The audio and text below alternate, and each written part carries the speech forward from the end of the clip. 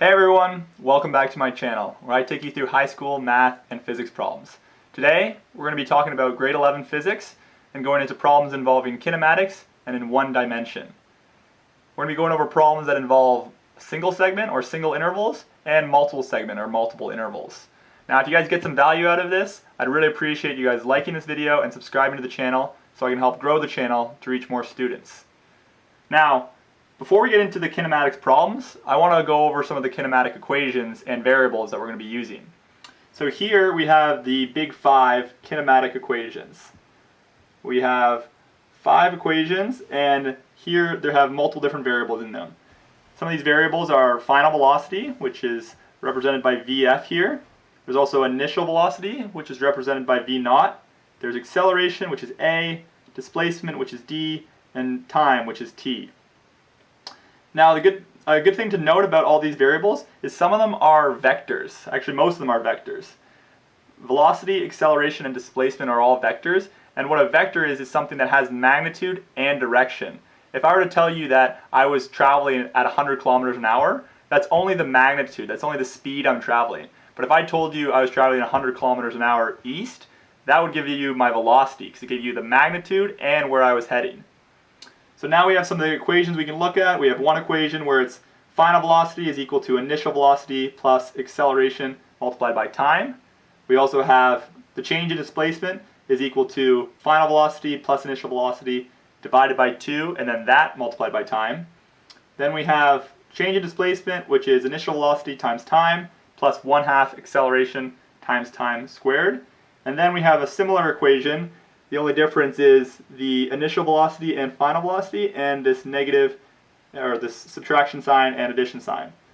And lastly, we have final velocity squared is equal to initial velocity squared plus 2 times the acceleration multiplied by the change in displacement. So now that we've gone over all the kinematic equations and variables, we can go into some of the problems.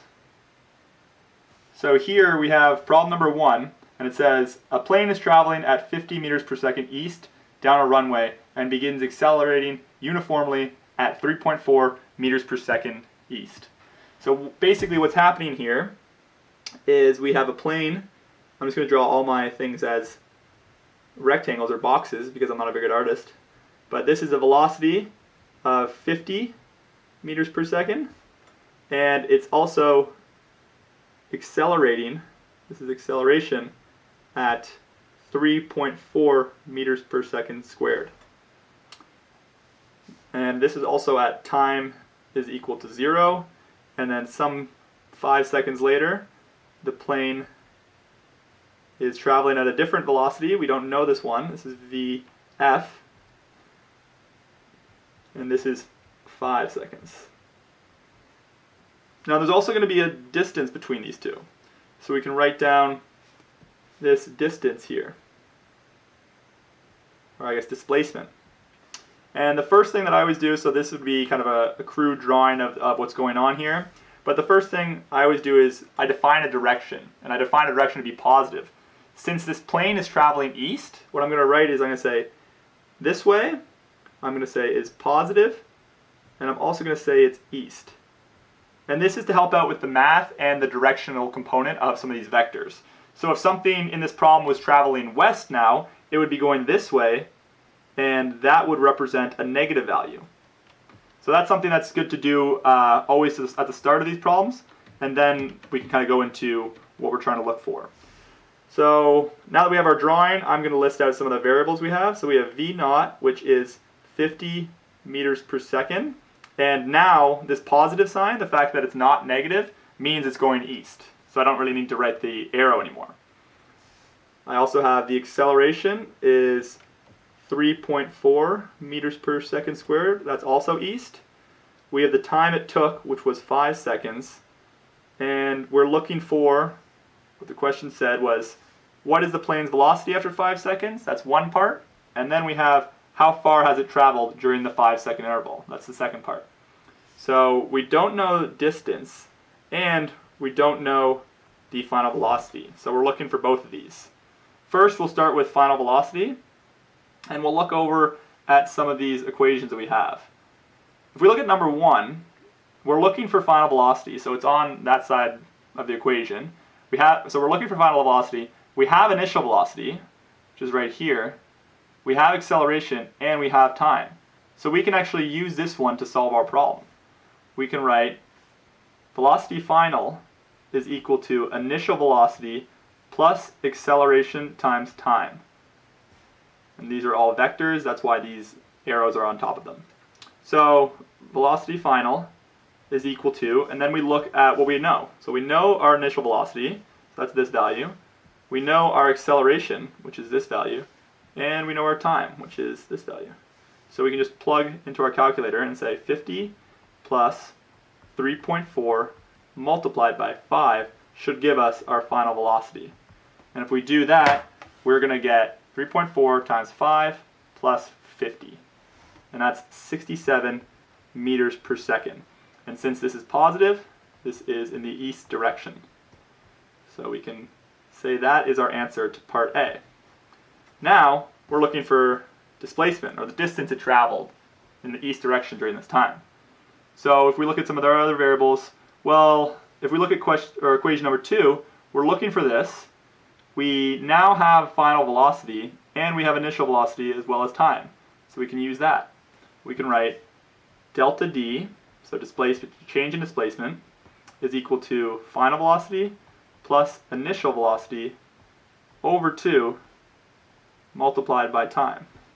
And again, if we plug our numbers into the variables, we have 67 plus 50 divided by 2 multiplied by 5, which is 5 seconds. And here we get displacement to be 67 plus 50 divided by 2 times 5, 292.5 meters, and that's also in the east direction.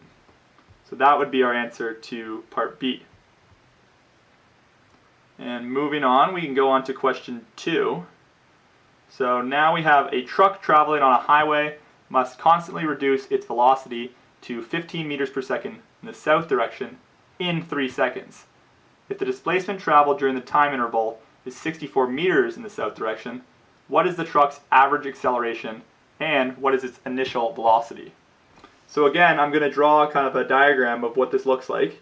So now we have a truck, and it is traveling at a initial velocity, and then after some time it's going to be traveling at a final velocity, and that final velocity is 15 meters per second.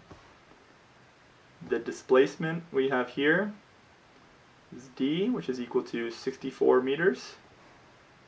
What is the truck's average? And then we also have the time between these points. So the time is equal to 3 seconds. And now I'm going to write down what we have. So we have final velocity is 15 meters per second south. And we have displacement, which is 64 meters south.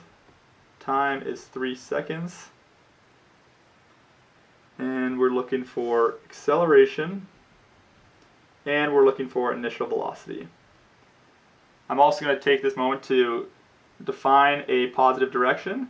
So I'm going to say that is south, and this arrow is positive. So south is positive. So now looking at this situation, we have final velocity, we have displacement, we have time, but we don't have acceleration or velocity initial.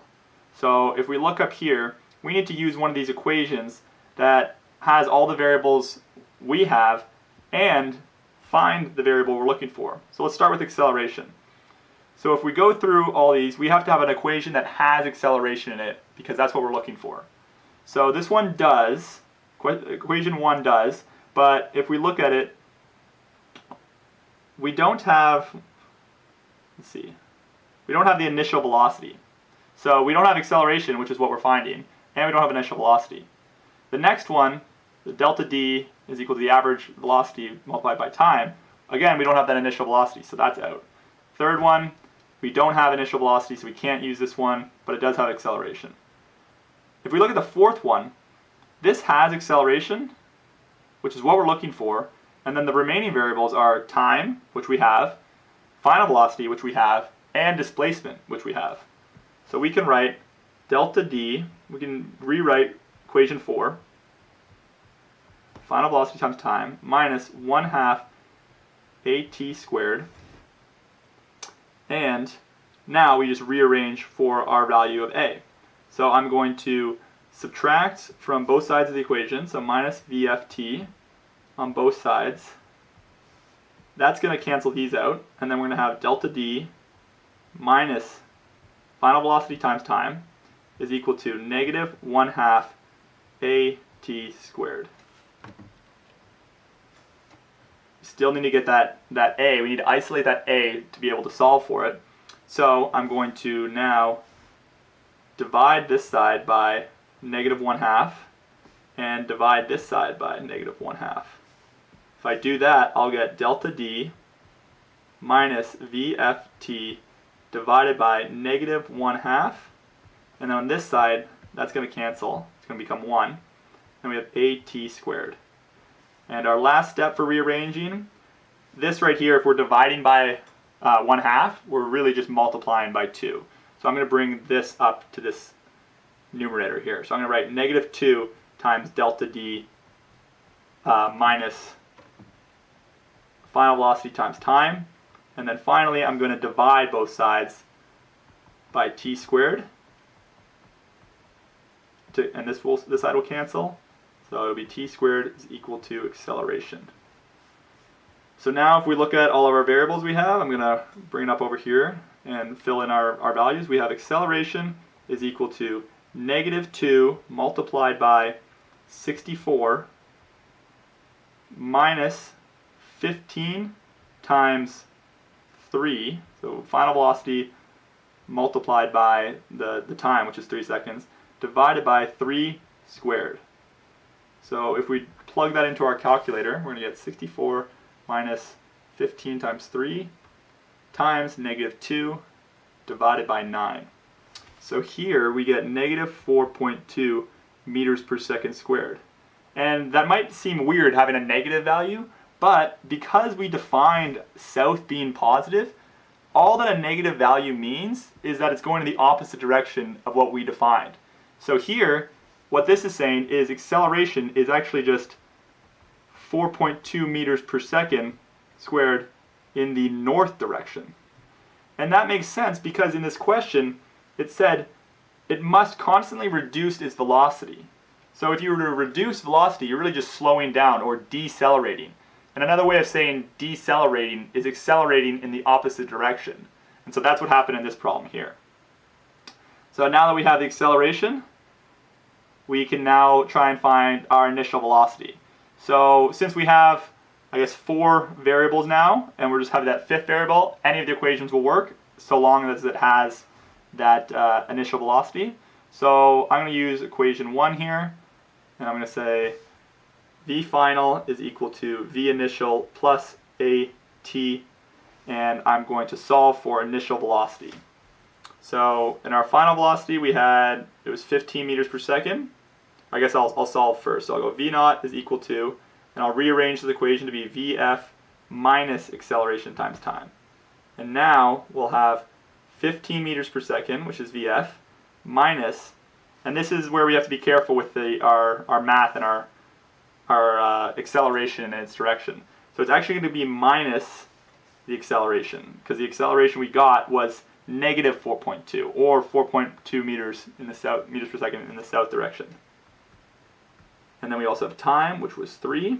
So now, for v naught, we're going to get 15. These negatives are going to cancel, so there's going to be a positive. It's going to be 15, let's see, 4.2 times 3 plus 15. So we get 27.6 meters per second, and that is in the south direction because it's positive. And again, this kind of makes sense, because if we were traveling at an initial speed and we were told to reduce our velocity in a set amount of time, we'd expect that the initial velocity would be bigger than the final velocity. So this 27.6 meters per second is bigger than the 15 meters per second we ended up getting to. So that is question 2. Now if we scroll down to question 3, we now have a bullet is accelerated for a displacement of 10 centimeters, and they say forward, while it is in the barrel, if the bullet leaves the barrel at a velocity of 125 meters per second forward, what is the average acceleration while in the barrel? So now we're looking for acceleration. So again, if I were to draw a diagram of this, we have this bullet or barrel. I guess we'll talk about the bullet. We have an initial velocity of the bullet. In this case, the initial velocity is actually 0 because we're assuming that the bullet is starting from rest, and then once the trigger's pulled, the bullet starts accelerating.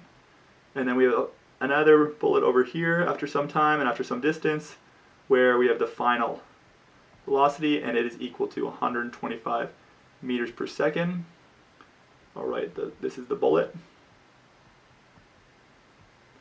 It's going that way.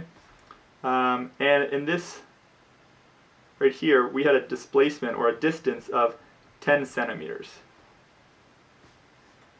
Let's see, now we don't have the time, so they didn't give us the time in this situation, and I'm also going to take this moment to define that positive here is in the forward direction.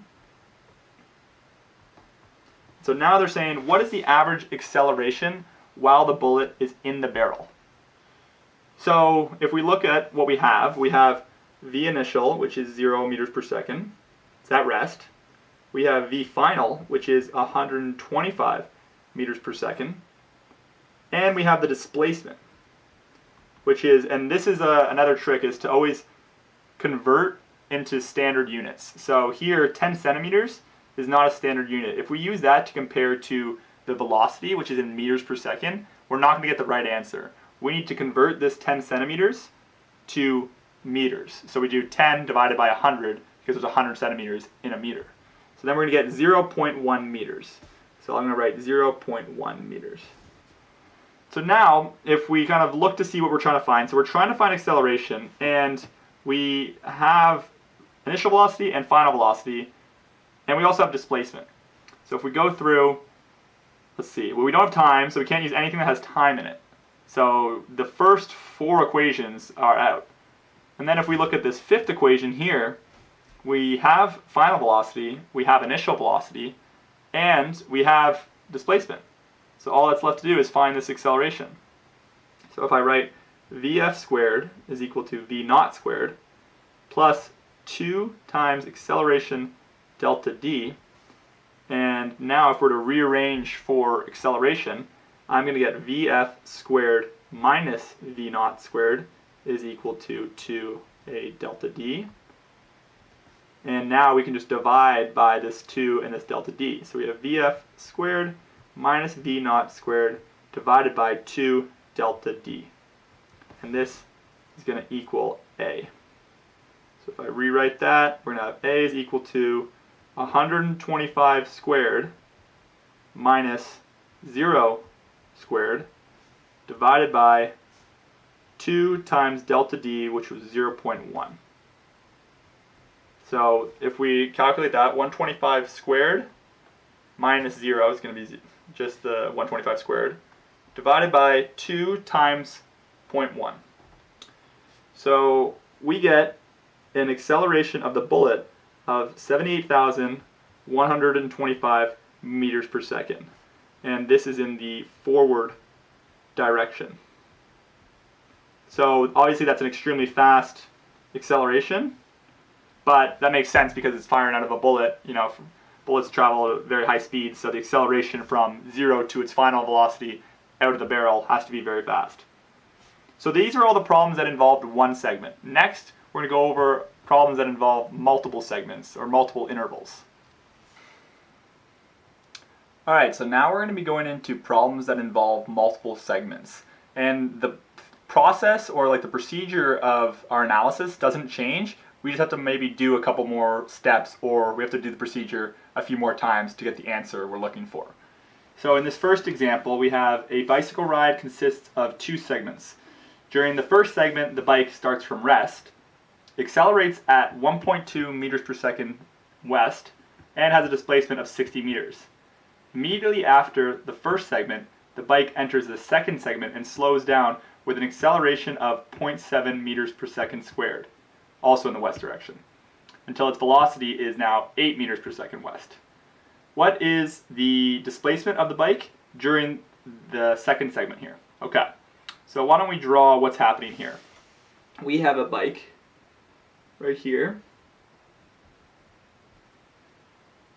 So he starts from rest, so initial velocity here is going to be 0 meters per second.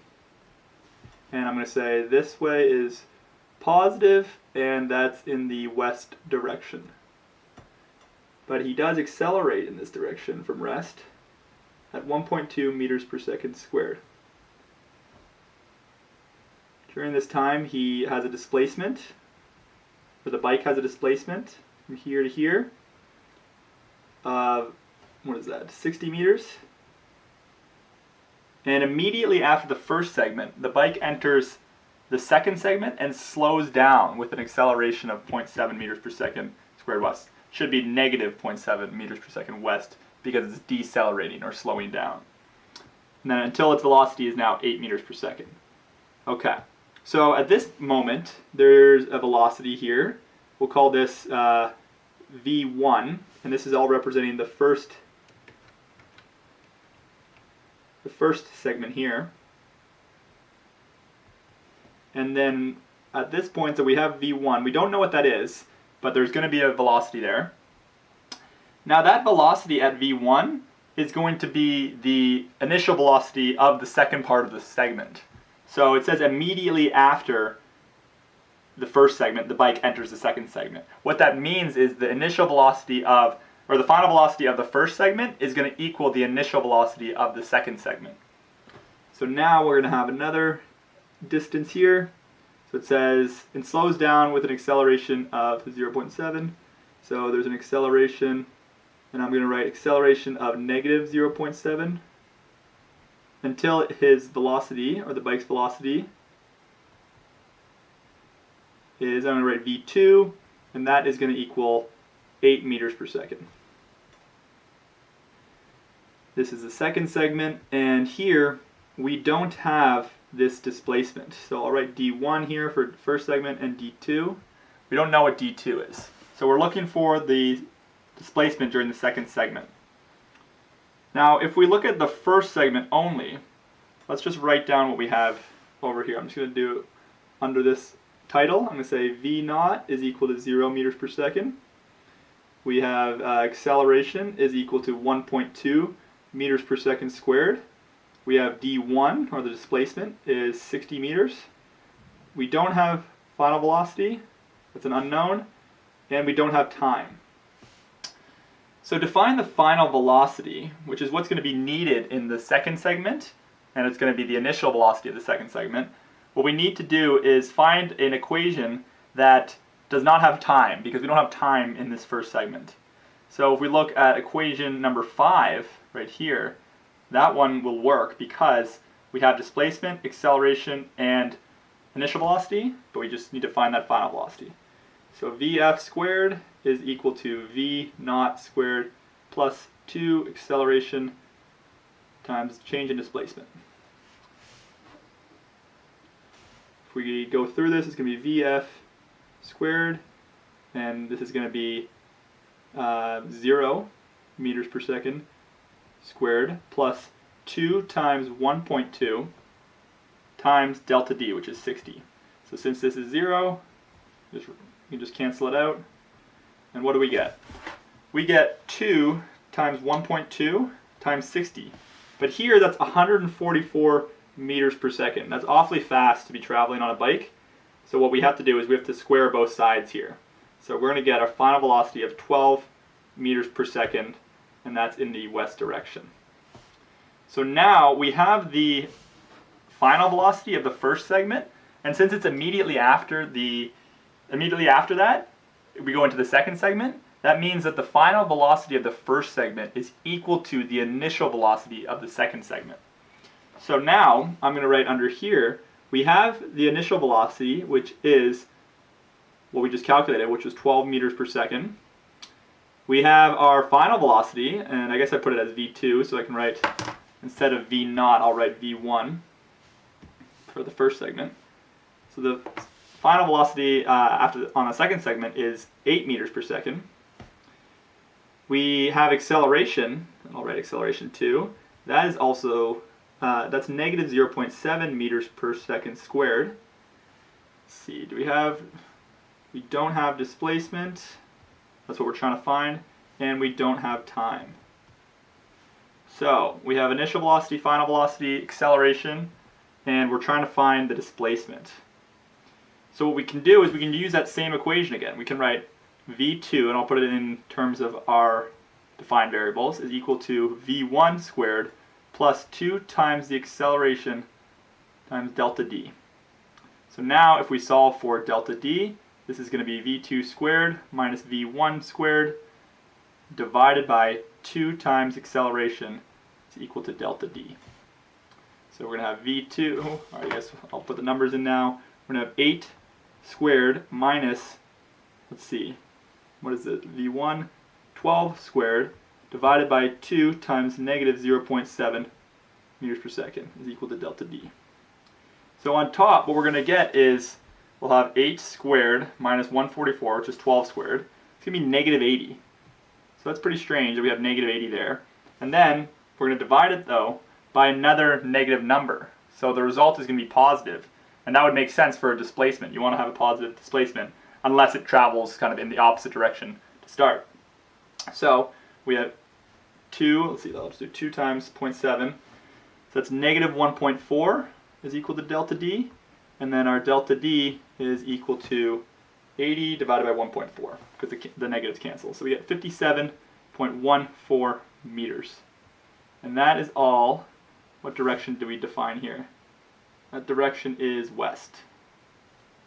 So that is the displacement of the second segment of the bike. Okay, now we're going into a problem that has more than just 2 segments. Actually, it's 3 segments. So here we have a train starts from rest at a station. So I'm going to draw the train here. Starts from rest, so I'm going to say v1, that's our first segment initial velocity, is going to be, let's see, it's going to be 0 meters per second, and it accelerates that way at 3 meters per second squared, and I'm going to say that this way is positive, and that is the east direction. To the right is east. And it runs at so it accelerates for 15 seconds. So then we get a train over here, and that was 15 seconds long. It then runs at a constant speed for the next 45 seconds.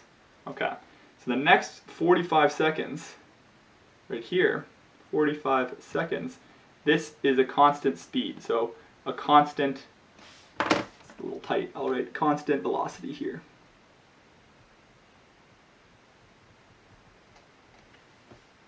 And then once the train gets to this position,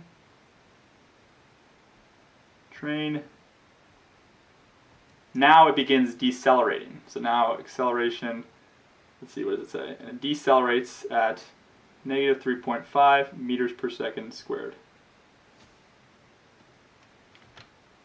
I'm going to move these equations here.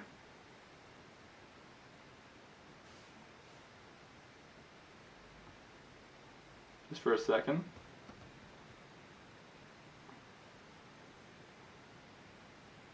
Okay, and then I'm going to finish my diagram here.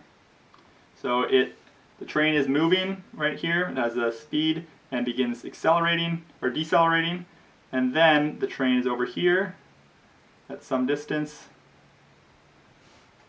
and this is a velocity where it stops. So I'm going to write v4. Okay. Next where it decelerates 3.5 until it stops. So we don't know this distance here. And we don't know the time for here. Okay. So what we're going to do for this problem is we're going to take it one step at a time, or like one segment at a time. We're going to look at segment 1, which I guess will be, we can put in little intervals here, 2 and 3. So for segment 1, what do we have? We have an initial velocity is equal to 0 meters per second, so that's v1 here. We have an acceleration, I'll write acceleration 1, and that's 3 meters per second squared.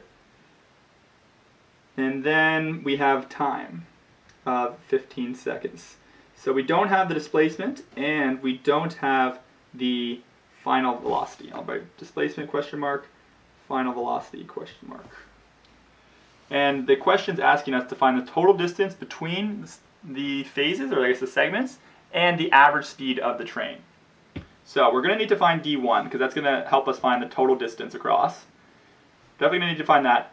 We're also going to need to find the final velocity because the final velocity is what the velocity is here. So this would be, I guess, v2. And that's going to be constant from v2, or for the entire segment in this second segment here, all the way to when it starts to decelerate in the third segment. So we're going to need to find velocity final. If we look at our equations, I say we use number 1 to find the final velocity. So Vf is going to equal, well, I guess I'll do V2. It's going to equal V1 plus AT. So we have velocity 2 is equal to 0, that's our initial velocity, plus 3 times 15. So our velocity 2 is going to equal 45 meters per second, and that's in the west direction. Or sorry, east direction. Okay, so now we have velocity 2. I'm also going to find the displacement of this first kind of segment because we're going to need to know that. So displacement of 1, we can do v2 plus v1 over 2 multiplied by t because we have all those values now that we have this 45. So d1 is going to equal 45 plus 0 divided by 2 multiplied by 15. We're going to get, let's see, 45 times 15 divided by 2, that is 337.5 meters. Okay, so that is an important piece of information, and so is this right here. Now let's go on to the second segment. So for the second segment, they said that it travels at a constant speed. What that means is the magnitude of the velocity is constant. In this case, both are constant because it's traveling in the same direction. So here, runs at a constant speed for the next 45 seconds. So what's going to actually happen is we're going to have our initial velocity, v2, is going to equal our final velocity when it starts to enter that third segment. So it's also going to equal v3. And we have the time, which is 45 seconds. So we could use one of these kinematic equations we can use to get to the displacement of 2. We could do, let's see, v2, we could use this one right here, the initial and the final divided by 2 times time. So if we did that, we'd get, I'll write it down, v2 plus v3 over 2 divided by, or times time.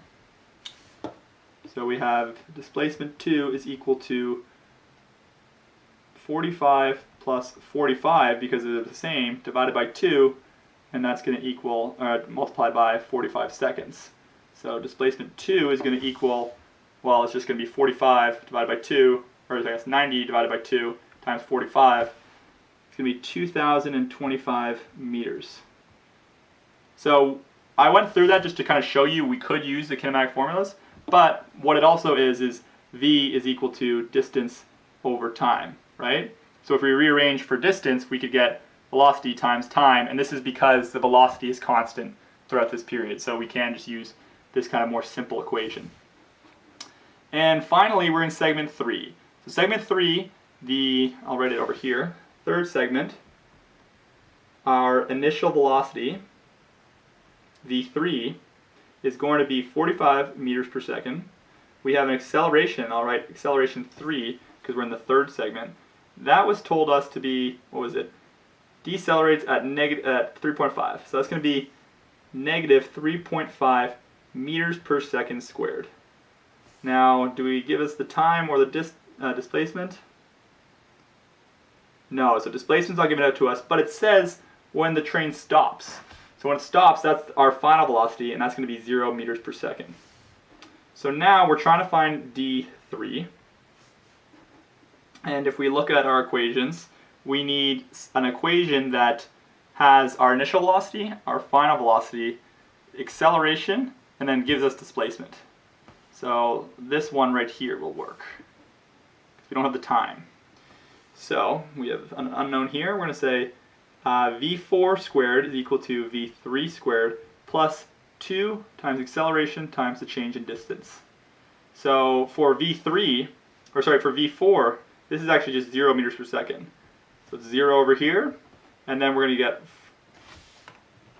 v3 squared plus 2a delta d. If we rearrange all this, we're going to get negative v3 squared divided by 2 times acceleration. It's going to equal d3. So our d3 is going to equal negative, and it's going to be 45 squared divided by, and then it's 2 times negative 3.5.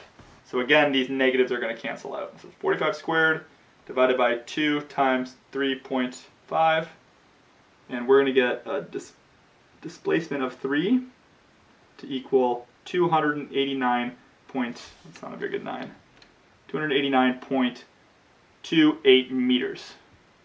So now we have the entire displacement of the trip. So we can write d total is equal to d1 plus d2 plus d3.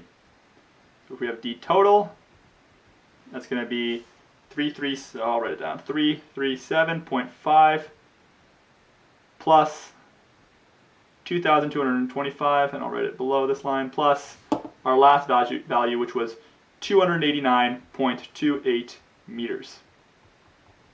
Total distance is 337.5 plus 2,025 plus 289.28. We get 2,651.78 meters. So that's part of the question. Find the total distance between the stations and the average speed of the train. So average speed is going to be the total displacement over the time. Right? So the entire trip, the distance we already got was 2,651.78 meters. But now we need the time, or the duration of our entire trip. So if we scroll back up, here we have 15 seconds for one segment, 45 seconds for the second segment, but we don't have the time over here for the third segment. We don't have t3.